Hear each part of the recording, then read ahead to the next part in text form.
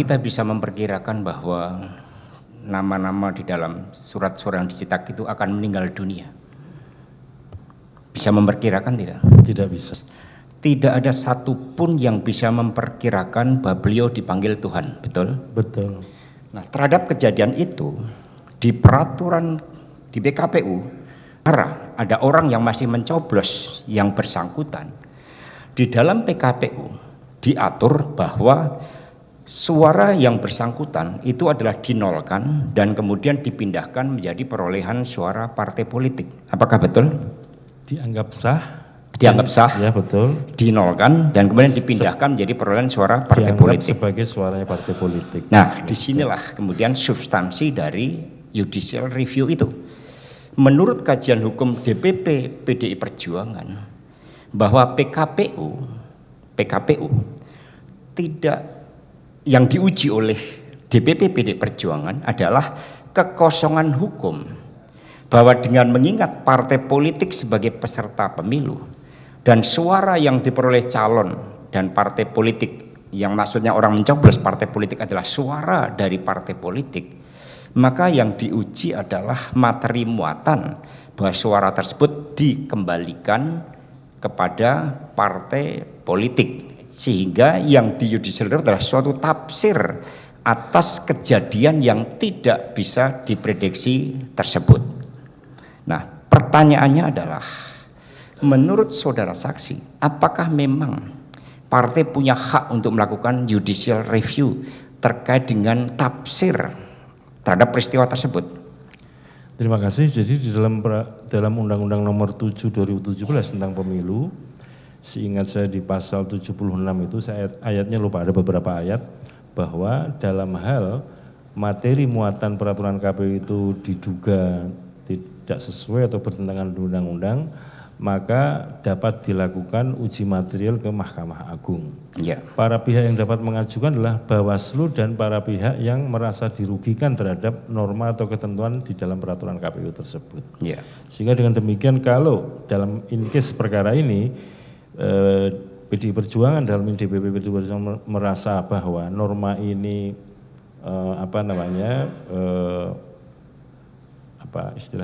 merasa dirugikan, dapat sebagai pihak untuk mengajukan judicial review ke Mahkamah Agung. Ya, apakah saudara saksi tahu bahwa di dalam pertimbangan hukum Mahkamah Agung itu menegaskan bahwa perolehan suara calon anggota legislatif yang surat suara sudah dicetak kemudian meninggal dan kemudian mendapatkan perolehan suara, maka perolehan suara tersebut dikembalikan pada diskresi pimpinan partai politik untuk diberikan kepada calon yang dianggap terbaik. Kami membaca itu. Membaca. Betul. Pertanyaan, mengapa KPU tidak menjalankan itu? Terima kasih. Jadi sebagaimana saya sampaikan tadi, maksud saya, mohon maaf Yang Mulia, bagaimana KPU menilai putusan dari Mahkamah Agung tersebut? Apakah wajib dijalankan atau sebagai suatu konsideran atau bagaimana? Silakan. Terhadap putusan judicial review wajib dilaksanakan untuk ditindaklanjuti. Tapi sebagaimana kami sampaikan tadi, bahwa secara kronologis waktu pemungutan suara itu 17 April 2019. Artinya perolehan suara sudah ada. Setelah itu sehari berikutnya selama 35 hari ke depan paling lama dilakukan rekapitulasi berjenjang sampai tingkat nasional dan penetapan hasil pemilu nasional 21 Mei 2019. Untuk pengajuan judicial review yang kami ketahui itu 24 Juni 2019 dan kami mendapatkan yang diajukan oleh PDI ke DPP PDI ke Mahkamah Agung. Kami mendapatkan informasi dari Mahkamah Agung tentang adanya judicial review ini tanggal 8 Juli. Itu dari segi itu saja, ketika diputus pada bulan Agustus ya, tanggal berapa tadi itu dari segi pelaksanaannya kan, sekali lagi kami sebagai pelaksana peraturan KPU dan pelaksana putusan Mahkamah Agung terus saja merasa kerepotan untuk melaksanakannya. Karena apa? Peristiwanya sudah selesai, tapi normanya baru berubah setelah peristiwa selesai. Satu itu. Yang kedua, makanya dalam diskusi kami, ini sebetulnya kalau PDIP tujuannya adalah dalam rangka tadi itu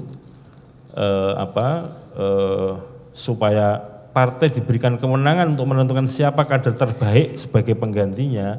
Dalam pandangan kami waktu itu, ini yang tepat kalau yang diuji adalah peraturan KPU tentang penetapan hasil pemilu yang termasuk di dalamnya penetapan calon terpilih, bukan yang ini. Demikian situasi yang kami hadapi waktu itu.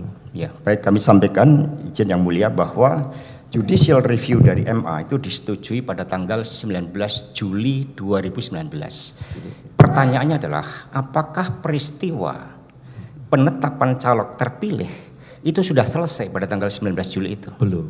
Artinya peristiwanya belum selesai. Belum terjadi. Dan saudara tadi setuju bahwa meninggal tidaknya kita tidak bisa memprediksi. Betul. Dan itulah yang menjadi latar belakang mengapa dilakukan judicial review tersebut. Nah, ketika caleg terpilih itu peristiwanya belum selesai, apakah keputusan MA ini otomatis tidak bisa dieksekusi? Tidak bisa dijalankan oleh KPU? Ya. Jadi ini pemahaman kami waktu itu, Mas. Ya. Jadi sekali lagi, karena ini kan justru peristiwa norma berkaitan dengan pemungutan penghitungan suara dan rekapitulasi. Nah, sementara yang diharapkan itu kan partai punya wewenang untuk menentukan siapa calon penggantinya di satu dapil dalam hal ada calon yang meninggal dunia. Nah, sementara ketentuan di Undang-Undang Pemilu tentang penggantian calon terpilih, karena kalau mekanisme penggantian calon sudah nggak bisa, yang bisa kan penggantian calon terpilih. Penggantian calon terpilih itu kan berarti harus ditetapkan KPU dulu siapa calon terpilihnya, baru kemudian diusulkan. Atau ketika forum rapat pleno terbuka, penetapan calon terpilih ada keberatan dan pengajuan usulan, sehingga belum sampai kepada keputusan, kan keputusannya sudah mengakomodir siapa calon yang terpilih. Sehingga mohon dapat dipahami bahwa situasi yang kami hadapi pada waktu itu, pandangan kami, ketentuan ini lebih tepat kalau adanya atau yang di judicial review adalah peraturan KPU tentang penetapan hasil pemilu yang termasuk penetapan calon terpilih. Pandangan kami begitu waktu itu. Ya. Baik, kalau gitu kami balik. Tanggal 19 Juli ketika keputusan MA judicial review itu dikabulkan oleh MA, dan caleg terpilih itu dinyatakan belum ada. Ketika ada suatu norma baru, mengapa tidak dijalankan oleh KPU terhadap norma baru yang telah ditetapkan oleh Mahkamah Agung? Padahal caleg terpilih belum ada. Terima kasih. Jadi dalam Undang-Undang Pemilu ditentukan bahwa rumus atau cara tentang penentuan atau penetapan calon terpilih adalah berdasarkan perolehan suara terbanyak di sebuah dapil. Faktanya sebagaimana formulir hasil perolehan suara tadi di dapil Sumatera Selatan 1 untuk DPR RI, perolehan suara terbanyak adalah atas nama Rizky. Dan karena Pak almarhum kan sudah almarhum, yang perolehan suara terbanyak adalah Rizky. Nah, kalau saya sebut karena belum ada peristiwa penetapan calon terpilih, kalau calon terpilih calon potensial terpilih adalah atas nama Rizky dan kemudian katakanlah diusulkan untuk diganti, menurut ketentuan undang-undang adalah penggantinya calon dengan perolehan suara terbanyak berikutnya. Pertimbangan kami demikian, sehingga kami mau melangkah ini juga masih ada norma di dalam Undang-Undang Pemilu maupun dalam peraturan KPU tentang penetapan hasil pemilu, terutama tentang penetapan calon terpilih, bahwa kalau penggantian calon terpilih atau usulan untuk calon terpilih itu rumus atau ketentuannya adalah berdasarkan perolehan suara. Demikian. Baik, terima kasih. Tadi saudara mengatakan pertanyaan dari JPU, seandainya Pak Nasaruddin Kemas tidak meninggal, suara terbanyak adalah Pak Nasaruddin Kemas. Saya tadi menjawab tidak bisa diprediksi, karena mohon maaf, tadi yang ditayangkan ketika DB yang kabupaten Pak Nazar punya suara berapa? 20 sekian ribu dibanding dengan suaranya Rizky yang 40 sekian ribu. Ini kan situasinya Pak Nazar sudah meninggal. Tapi kalau misalkan belum masih hidup, saya nggak bisa memprediksi, karena hasil pemilu kan nggak bisa diprediksi. Baik, terima kasih. Baik, kembali dulu kepada tanggal 31 Agustus.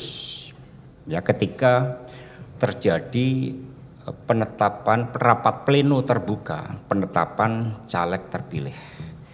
Seingat saudara saksi, pembahasan caleg terpilih di dalam rapat pleno antara Kalbar 1 dan Sumsel 1 lebih dulu yang mana? Saya lupa. Oke, kalau gitu kami pandu.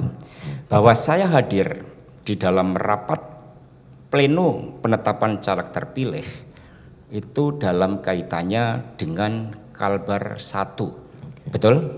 Ya. Yang tadi saudara sampaikan untuk menyampaikan keberatan atas penetapan calon. Betul? Karena alasan calon mengundurkan diri. Nah, apakah betul saudara ingat bahwa pengetahuan saudara, saya dihadirkan di dalam rapat pleno tersebut karena mendapat undangan dari LO PDI Perjuangan untuk menegaskan adanya calon yang mengundurkan diri dan calon yang dipecat oleh DP partai. Betul?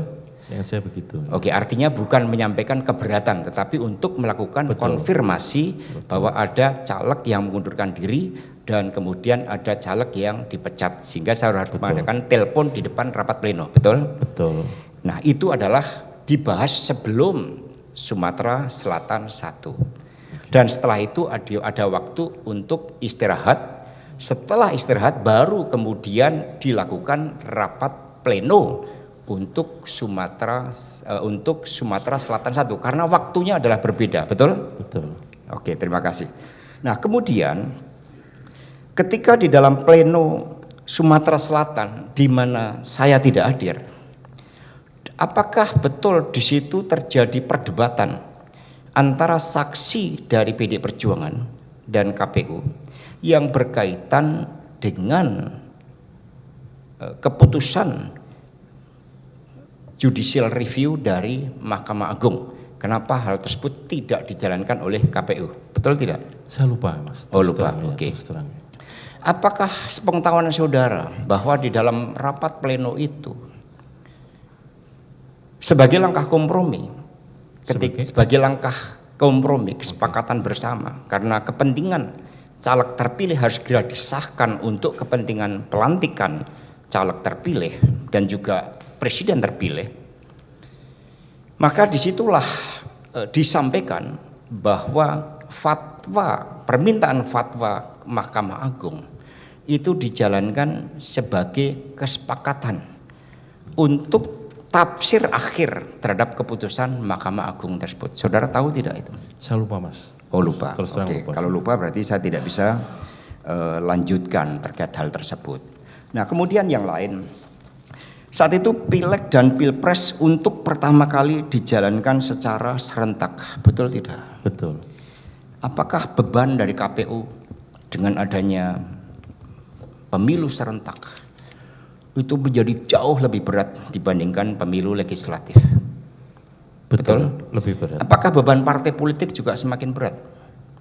Menurut kami juga makin berat. Ya. Apakah saudara tahu bahwa selain sebagai sekjen saya juga menjadi sekretaris tim pemenangan Pilpres? Seingat saya ya. Jadi ada acara-acara resmi KPU Betul. yang juga dihadiri oleh pimpinan tim kampanye dari Capres dan Cawapres. Betul? Betul. Nah, terhadap beban yang sangat tinggi tersebut, sepengetahuan saudara, apakah saya pernah menelpon saudara atau menemui saudara untuk meminta tolong urusan Harun Masiku? Tidak pernah, Mas. Oh, tidak pernah ya.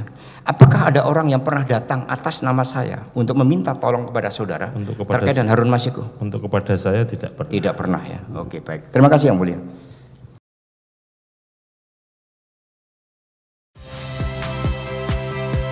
Saya Friska Clarissa. Saksikan program-program Kompas TV melalui siaran digital, pay TV, dan media streaming lainnya. Kompas TV, independen, terpercaya.